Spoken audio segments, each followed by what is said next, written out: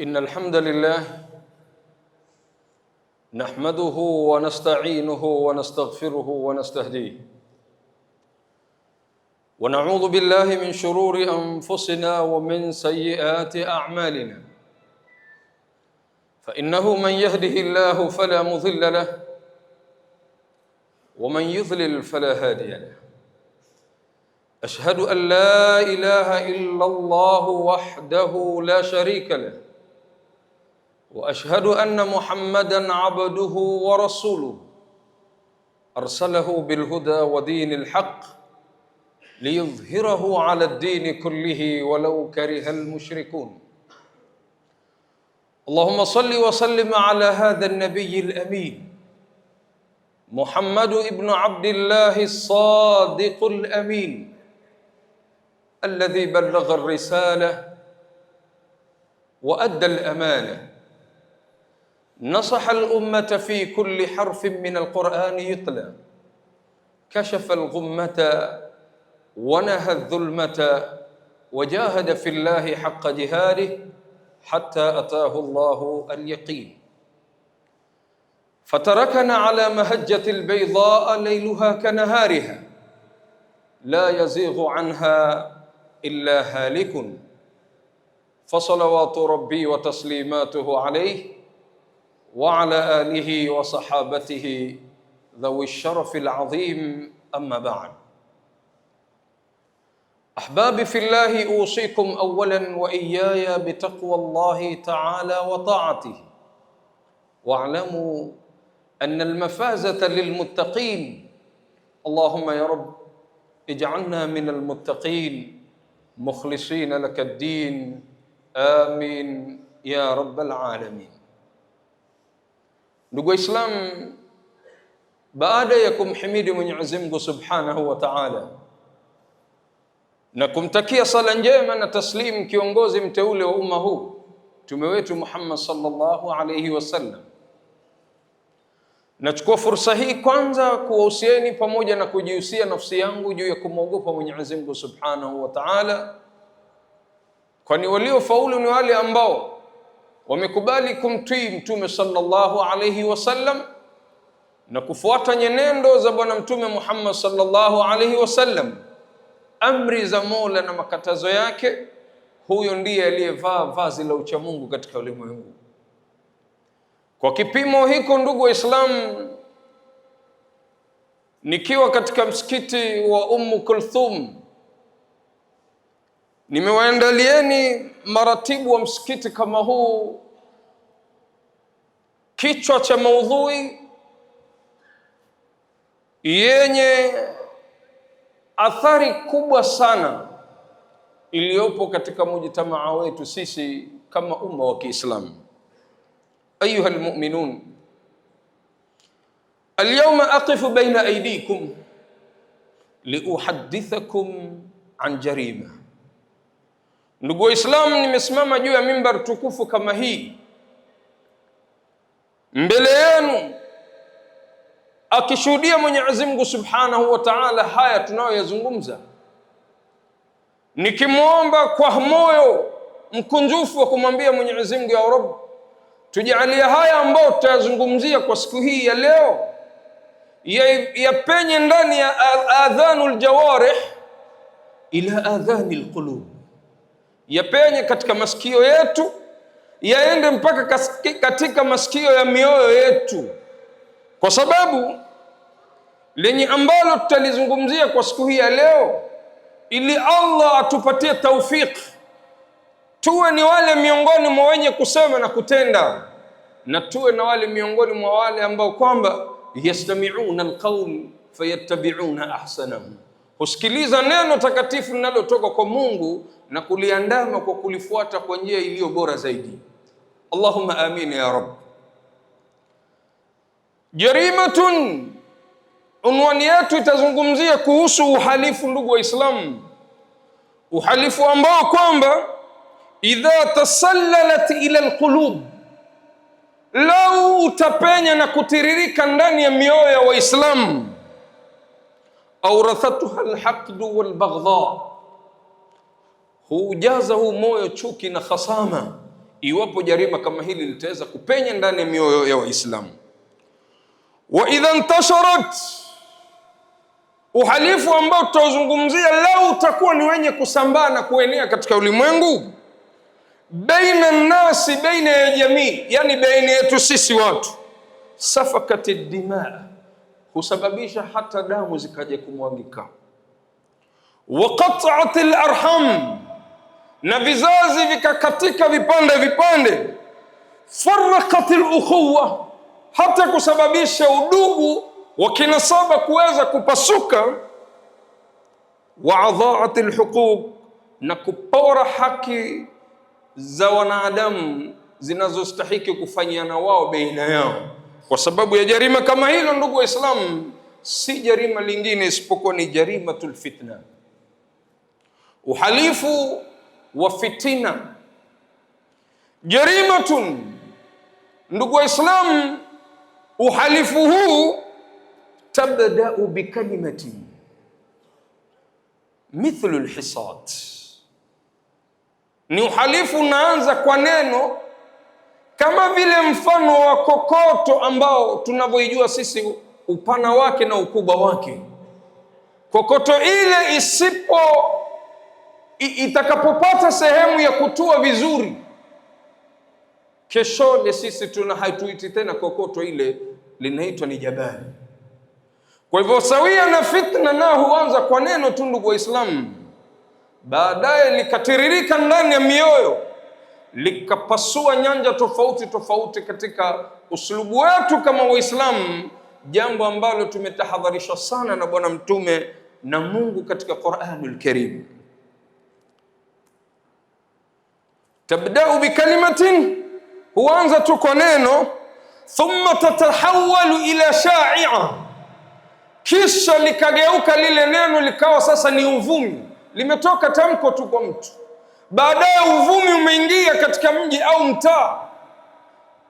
Thumma tasbahu naran musta'irratun la tubqi wala tadhar, baadaye kugeuka kuwa ni moto ambao unaotea mbali bila mipaka na kupalilika mpaka kiasi ya kwamba majumba yakaharibika, udugu ukakatika, heshima ikaondoka, kwa sababu jarima kama lile tulilichukulia biahwanil hal, kwamba ni kitu kidogo tu sana, ni neno tu militoa.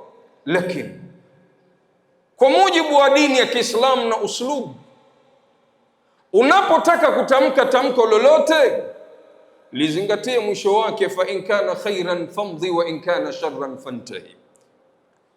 Kwa hivyo ndugu Waislamu, yahsabuha nnasu, watu lisabu tamko au tendo la fitna hay'an wa hiya inda Allahi adhima, lakini mbele ya Mwenyezi Mungu likawa ni tatizo kubwa sana, limeingia katika mujtamaa wa Kiislamu. Ayuha almu'minun, yaqulu rafi'u as-samawati bila amad, jabbaru as-samawati, anazungumza fi mala'il a'la, akamteremsha Jibril alayhi salatu wassalam. Jibril, teremka moja kwa moja kwa Muhammad ibn Abdullah, na umwambie matamko haya yanatoka kwa Mwenyezi Mungu Subhanahu wa Ta'ala. Anapasua mbingu saba Jibril min mala'il a'la, kwa kuchukua ujumbe mtakatifu kutoka kwa Mwenyezi Mungu, ila samai dunia, mpaka katika uwingu wa dunia, mpaka katika ardhi, na kusimama mbele ya Mtume Muhammad sallallahu alayhi wasallam, kiasi ya kwamba Mtume kujiliwa na Jibril kwa uzito wa maandiko kama haya sallallahu alayhi wasallam, anabadilisha kikao chake na kukaa vizuri, maana mwalimu mtakatifu ametoka kutoka mbinguni kuletewa habari kamkam kutoka kwa Allah subhanahu wa ta'ala. Anasemaje Mungu? wattaqu fitnatan la tusibanna alladhina zalamu minkum khassa wa'lamu anna Allaha shadidul iqab. Ndugu Waislam, aya hii imefika kwa Mtume sallallahu alaihi wasallam, anaambiwa Muhammad, najihadharini na fitna ambayo kwamba haitowapata wale waliodhulumu tu peke yao miongoni mwenu, najueni kwamba Mwenyezi Mungu ni mkali wa kuadhibu. Haya maandiko si maandiko ya maskhara, ndugu Waislamu. Matamko haya yaliyotoka kwa mnyanyuzi wa mbingu saba, aliyetupa uhai wa kuishi kwa pumzi zake bila kuzilipia, bure, kwa ajili ya huruma zake na ufalme wake, amtuma Jibril amwambia Muhammad, fitna ni kitu kibaya sana katika ulimwengu. Na fitna, ndugu Waislamu, ziko kwa anwaa tofauti tofauti, lakini fitna ya leo tutakaoizungumzia ni fitnatul lisan, ulimi wetu huu, ndugu Waislamu, na fitna ya kuharibu irdhi ya Waislamu, heshima zao katika ulimwengu. Si kitu cha kufanyiwa maskhara wala kitu cha kufikiriwa kuweza kujibadili. Ni uamuzi unaotaka kubadilishwa papo, kwa sababu sio jambo dogo hivyo tunavyolifikiria, ndugu Waislamu. Wallahi, ndugu Waislamu, na apa kwa jina la Mwenyezi Mungu Subhanahu wa Ta'ala, law kana lilfitnati raihatan tashum lama qtaraba minha aqilun. Lau fitna ingekuwa na harufu inayonukika, hakuna mwenye akili angeikurubia, ndugu Waislamu. Walau kana laha lawnun yura, lau fitna ingekuwa ina rangi maalum, tutakapoona rangi fulani ujue ni fitna imeingia kati yetu sisi. la raaitum sawadan yaksul qulub, wallahi mngeona weusi namna unavyovaa ndani ya mioyo kwa wale ambao wenye kuleta tatizo kama hili katika mujtamaa wa Kiislamu. Walau kana laha sautun, lau fitna ingekuwa ina sauti, ndugu Waislamu, yusma'u, yaweza ikasikika. Tunaposikia sauti fulani ujue ni fitna. Lau ingekuwa hivyo, la sami'tum ananinul aramila wa bukaa'ul yatama wa hasaratul mutakhasimin. Na lau ingekuwa ina sauti yasikika, ndugu Waislamu, mngesikia vilio vya wajane, machozi ya mayatima na majuto ya wale waliohasimiana kwa sababu ya fitna. Lakini ndugu Waislamu, fitna huja ikiwa imejificha katika maneno, ujumbe wa WhatsApp, chapisho la Facebook, uvumi na uzushi, toyabebe yakiwa ni mambo madogo, ndugu Waislamu, lakini huonekana kuwa ni jambo dogo, ili hali mbele ya Mwenyezi Mungu ni mambo makubwa sana, ndugu Waislamu. Wewe utaandika tu neno katika mitandao, neno basit, neno la kuvunja heshima ya mwenzi wako Muislamu, neno la kumsingizia Muislamu mwenzako, la pengine la kusikitisha, wafanya vile si kwamba yule unayemfanyia amekuulia mtu wako nyumbani, la, amekudhulumu mali yako, la, amefanya jarima gani kubwa, pengine utakuja ni kwa sababu ndogo tu za kidunia, katika masalihu dunia. Mbona unamharibia mwenzako heshima yake? Huyu hafuati yale tunayoyataka sisi. Yale unayoyataka wewe yako katika mizani gani katika dini ya Kiislamu? Hubbu dunia, ni kwa sababu tu ya kuipenda dunia, unataka kila mmoja naye aingie katika mstari ule, kwa sababu hukumhitaji kiongozi ule awe mbele. Ili abomoke lazima nimkashifu, nimwekee kadhfu ambazo si za sawa. Mtume sallallahu alayhi wasallam asema, ijtanibu, jiebusheni Waislamu, nyinyi mna miondoko na uslubu wenu, mnapoondosha tabia zenu na miondoko inayotakaniwa. Dini hii kwanza haikuuzwa kwa sababu ya propaganda, na dini hii iwapo utaangazia ni suala la siasa kubwa ilikuwa ni kubadilisha miondoko ya watu, kutoishi katika njia mbovu, waingie katika njia iliyo sawa yenye mwangaza itakaowafalisha Waislamu katika dunia yao hii na kupata mazraa yao wakati wanafanya hisab yaumul akhirah. Wao miongoni mwa wale Mwenyezi Mungu anawaambia, aftihu lahum abwabal jinan, wafungulieni watu wangu hawa milango ya pepo yangu 7, fungua. waweze kuingia katika mlango wanaotaka wao, kwa sababu matumwa walioyafanya katika dunia na uslubu waliokuwa nao, wakijitenga na fitan, wakichunga heshima ya Muislamu katika mambo matatu aliyoyaangazia Mtume sallallahu alayhi wasallam. Damu ya Muislamu mzito, ndugu Waislamu, hatufai tuuane kiholela. Mali ya Muislamu aliyoyachuma kwa jasho la halal, hapahitajiki dhulma ingie humo ndani.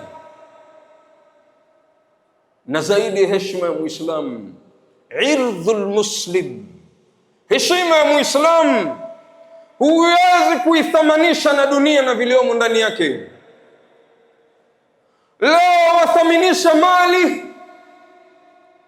wathaminisha cheo, wathaminisha kutomwelewa mwenzako kwa kumpatia udhuru, ukawa uko tayari kumwangusha vibaya sana, kumwangusha heshima yake, heshima aliyoiunda kwa miaka, kwa muda mchache tu, kupitia mtandao wa WhatsApp, kupitia mtandao wa Facebook, ukabomoa heshima ya mtu. Mnajua hasara yake, ndugu Waislamu, mambo ambayo tunayabeba kwa usahali na baadaye yakawa natija yake ni kubwa na yenye kutuangamiza sisi kama mujtamaa wetu wa Kiislamu. Huonekana kuwa ni jambo dogo, ili hali mbele ya Mwenyezi Mungu ni dhambi kubwa sana, kwa neno moja tu la uongo dhidi ya Muislamu mwenzako. Familia huvunjika, ndugu Waislamu, urafiki ukatika, heshima hupotea, na damu wakati mwingine, ndugu Waislamu, ikaweza kumwagika kwa sababu ya fitna. Mwenyezi Mungu Subhanahu wa Ta'ala ametukataza vikali sana kusema yasiyo kweli kuhusu watu. Ukakaa wewe kazi yako ni kufitinisha watu tu, ndugu Waislamu, na watu kuona fitna kubwa na mshutuko ambao sisi tuuhisi kwa kuutazama na macho yetu.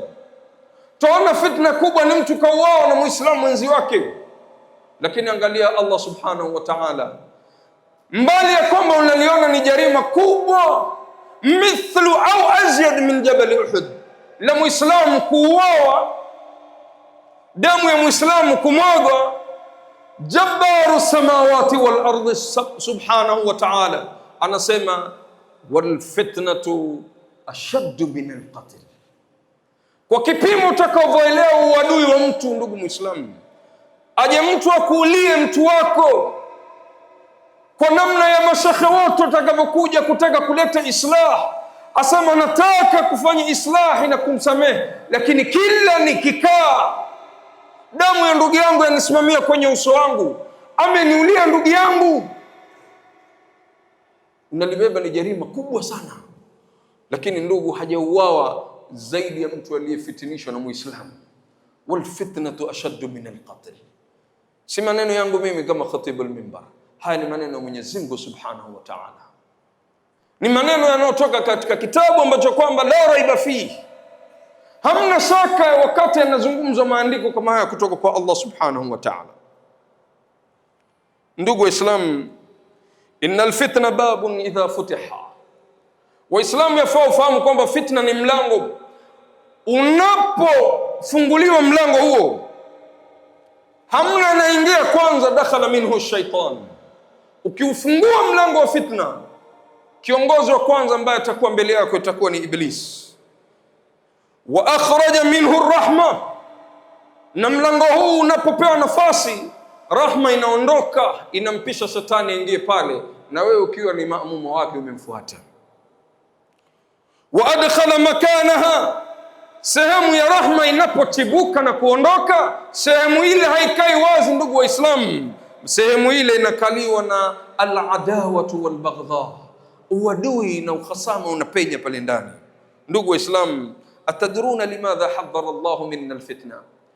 Tunajua kwa nini Mwenyezi Mungu ametukataza sisi juu ya jarima kama hili la fitna?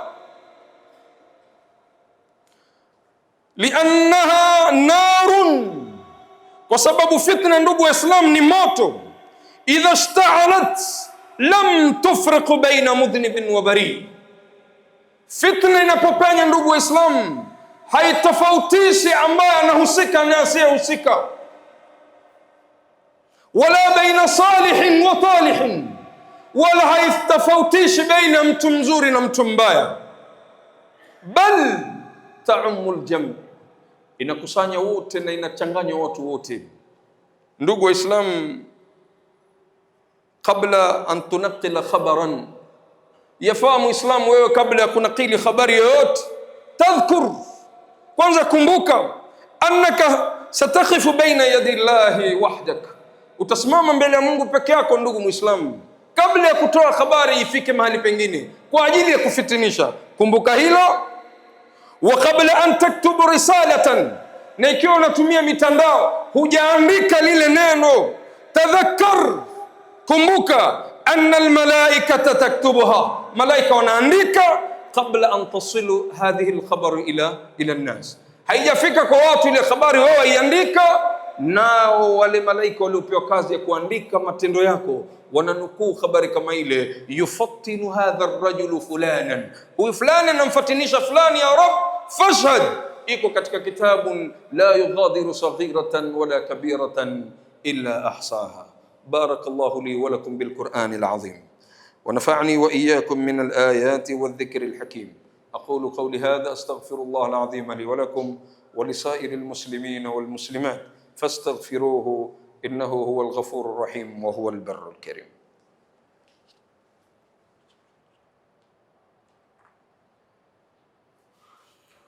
الحمد لله وبه نستعين على أمور الدنيا والدين، والصلاة والسلام على أشرف الأنبياء وإمام المرسلين. عباد الله اتقوا الله حق تقاته ولا تموتن إلا وأنتم مسلمون. Ndugu Islam, kwa kukimbilia wakati, ningeombeni niwaelezee baadhi ya ukuba tatu anazozipata mfitinishaji akiwa hapa duniani kabla hajaondoka. Niwaelezee na ukuba, mateso ambayo atayapata mfitinishaji baada ya kuondoka katika ulimwengu huu. Kitu cha kwanza, ndugu Waislamu, afaa aelewe mtu yote ambaye amechukua bendera ya kufitinisha, Mungu anafutilia mbali baraka katika riziki yake na katika umri wake. Lisikustaajabishe ndugu Muislamu iwapo umri wako umekadiriwa na Mungu muumba mbingu 7, uondoke baada ya miaka 50 na Allah akakuona kwamba umeshika bendera kubwa ya kuharibu ummatul Islam, miaka yako inapungua. Ndugu Waislamu, Allah yudabbiru al-umuru bihayatihi, Mungu anapelekesha mambo kwa namna anavyotaka yeye. Ninapomtawilisha kiumbe kama huu kuishi katika ulimwengu, atauharibu ummatul Islam, basi umri wako unakatika na unaondoshewa baraka katika riziki yako. Hilo ni la kwanza. Ndugu, la pili ambalo analipata mfitinishaji katika ulimwengu, yadhuq min jinsi amalihi, hafi mpaka atalipata lile alilolifanya kwa wenzi wake. Kwa kipimo hiko, ndugu Waislamu, mara nyingi huonja matokeo ya yale aliyowafanyia wenzi wake. Fitna humrudia mwenyewe, ukapata mambo yamekugeukia wewe. Yalikuwaje kuwaje? Ahadi ya Mungu ni kwamba hapa duniani wewe nitakuadhibu kabla hata kuja kukutana na mimi katika yaumul akhirah. Ndugu Waislamu, kitu kingine ambacho kinaingia katika dunia kabla ya kuondoka ni kwamba yurithu dhulli wal mahana li sahibihi faman talaba isqat an-nas asqatahu Allahu baina an-nas.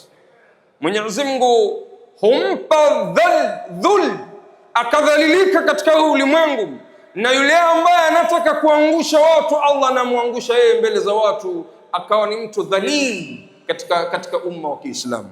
Ndugu Waislamu, hayo ni katika machache yale ambayo anayapata mtu mwenye kufitinisha. Na akhira, je, ya Rabb, huyu mfitinishaji baada ya kutuondoshea duniani, huko umemwandalia nini? Liyatamakkanu alqulubu wa yatma'innu qulubu almuslimin, zipate kumakinika mioyo na kutulia nyoyo za Waislamu ya kwamba haijatosha kuadhibiwa katika ulimwengu huyu mtu, isipokuwa siku ya akhira pia atapewa tena. Mmoja kwanza, Allahu akbar, ni kwamba yastahiqu ghadabullah, Huyu bwana kitu cha kwanza anastahiki ghadhabu ya Mwenyezi Mungu Subhanahu wa Ta'ala. Mnamjua anayestahiki adhabu ya Allah yuko vipi wakati amewekwa katika maidanul mahshar? La yuridu Allah an yanzura ilayhi bi'ain ar-rahma. Mungu hataki kumtazama kwa jicho la huruma mtu kama huyu. Kitu cha kwanza iko utakachopambana nacho kabla hata hujaingizwa motoni wala kuambiwa kitu, Allah ana ghadhabu na wewe, Allah amekasirika na wewe. Thaniyan, at-ta'arrudh lil'adhabi ash-shadid, atakabiliwa na adhabu kali kwa dhulma na ufisadi aliyofanya katika ulimwengu. Ndugu Waislamu, al-wuqufu lilhisabi an kulli kalimatin qalaha, lingine atasimamishwa si kwa kufanyiwa hisabu ya jumla, lakini kwa kila neno alilolitamka kwa ajili ya kufitinisha umma wa Kiislamu. Ndugu Waislamu, hayo ni machache miongoni mwa yale ambao Mwenyezi Mungu ametuafikia kwa siku kama hii leo kuweza kukumbushana, na Mwenyezi Mungu Subhanahu wa Ta'ala anataka umma wa Kiislamu kama alivyothubutu katika kuzungumza khairu ummatin ukhrijat linnas, ubaki katika suluku ulio mzuri, ubaki katika murua aliyotufunza nao Bwana Mtume Muhammad sallallahu alaihi wasallam. Jua man hafara hufratan li akhihi waqa'a fiha, yoyote anayechimba shimo kwa ajili ya Muislamu mwenzi wake, basi ujue ataingia humo ndani. Waman ash'ala nara alfitna, na atakaye kuwasha moto wa fitna, ihtaraka balahiha, huyo kwanza huungua tu kwa miale yake kabla hata kuingizwa katika naro jahannam. Ndugu Waislamu, dini yetu imetufunza uslub, na dini yetu inataka zaidi akhlaq. Huwezi kuipata sila ya Mwenyezi Mungu kwanza, kwa sababu inna sil'ata Allahi ghaliya, pepo Mwenyezi Mungu ndugu Waislamu ghali. Lan tadkhula aljannata bi 5 salawatin fil yawm. Toka katika ubongo wako maandiko haya na mentality hii ambayo uko nayo yetu utaingia peponi kwa sala zako 5 kwa siku. Hamna pepo hiyo. Walan tadkhula aljannata, wala utaingia peponi bisiyami shahrin, kwa saumu yako ya mwezi. Eti kila Ramadhani ikifika wewe hujaacha kufunga. Kikubwa kitakachoangaziwa baada ya yote haya ndugu Waislamu, ahsanukum akhlaqan, ni yule ambaye atakayekuwa na tabia njema miongoni mwenu nyinyi. Kumalizia ndugu Waislamu, sallallahu alayhi wasallam siku moja amekaa katika halaka na baadhi ya masahaba wake, awaambia masahaba wangu, nyinyi nimejiliwa na Jibril hivi, lakini nyinyi hamkumuona. Nini amekuzungumzia Jibril? Jibril amenipatia habari ya haraka upesi ya kwamba min yamini, katika upande wangu wa kulia, sayattali'u alaykum rajulan, atapita mtu hapa. Sisi tumekaa kwenye hii halaka, atapita mtu hapa. Atakapopita huyo, ishhadu annahu min ashabil janna, shuhudieni kwamba ni katika watu walioandikwa kwenye daftari la peponi. Yuko juu ya mgongo wa ardhi, lakini tayari ashajengewa maskani yake. Angalia watu walivyopata bishara hata hawajaondoka kwa sababu ya ule uzuri wao uliokuwa nao. Wallahi ndugu Waislamu, kisa ni kirefu, lakini alipopita rajulun, wallahi alikuwa ni mtu ambaye katika mandhari ya wengi walioko pale walidhania labda watakuwa ni katika wale kibaru sahaba, masahaba wakubwa, labda kina Sayyidina Abu Bakar as-Siddiq, Umar ibn al-Khattab na wengine. Rajulun, mtu tu wa kawaida anapita pale, anatokewa ushahidi na Mtume sallallahu alaihi wasallam. Kwa sababu ya nini? Mwisho Mtume akaeleza kwa sababu ya tabia zake, hapendi kabisa kuweka chuki, kwa sababu fitna ni kueneza chuki ndani ya mioyo ya watu. Idha janna al-laila, ikiingia usiku, anatafuta kila aliyemkosea, anamwambia nisamehe, sitaki niweke mgongo wangu juu ya kitanda changu ili hali nilikukosea. Na wengine akiwatafuta watu pengine alibishana nao kwa mazungumzo ambayo ya kawaida, yule anamwambia hata mimi sikuyachukulia, naona maneno ya kawaida, anamwambia la, kitanda nakiona moto mimi kwa sababu lile neno lilo kuzungumzia labda kwa sauti likubughudhi kama Muislamu, na hilo sikulitaka mimi, kwa sababu ya akhlaqi zake. Bashara Rasulullah sallallahu alaihi wasallam annahu min ashabil janna. Ndugu Waislamu, tujidhatiti zaidi katika akhlaq, tujiepushe katika zile sifat mbovu ambazo hazitaki Mtume na Mwenyezi Mungu ametukataza katika Qur'an al-Karim. Kwa machache haya, Mwenyezi Mungu atujalie miongoni mimman yastami'una al-qawla fayattabi'una ahsana. Allahumma arina al-haqqa haqqan warzuqna ittiba'ahu wa arina al-batila batilan warzuqna ijtinabahu. يقول تبارك وتعالى في محكم تنزيله بعد أعوذ بالله من الشيطان الرجيم إن الله ملائكته يصلون على النبي يا أيها الذين آمنوا صلوا عليه وسلموا تسليما. ورضي الله تعالى عن أصحاب رسول الله أجمعين، خصوصا الخلفاء الأربعة أبي بكر وعمر وعثمان وعلي وجميع صحابة رسول الله أجمعين. إن الله يأمر بالعدل والإحسان وإيتاء ذي القربى وينهى عن الفحشاء والمنكر والبغي يعظكم لعلكم تذكرون. فاذكروا الله العظيم يذكركم واشكروه على نعمه يزدكم ولذكر الله أكبر والله يعلم ما تصنعون. أقم الصلاة يرحمكم الله.